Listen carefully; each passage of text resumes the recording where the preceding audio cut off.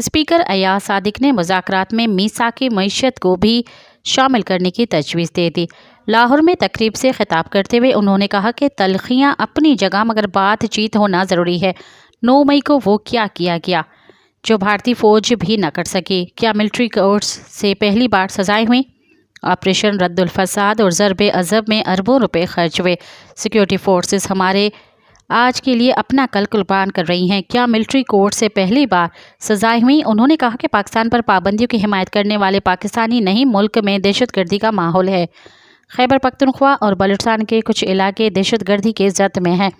या सादिक, हम जानते हैं कि दहशतगर्दी को कौन सपोर्ट कर रहा है। मज़ीद ख़बरन ऐं तफ़सीलात लाइ विज़िट कयो असांजी वेबसाइट www.awamiNewsHD.com ऐं ॾिसंदा रहो अवामी न्यूज़ HD।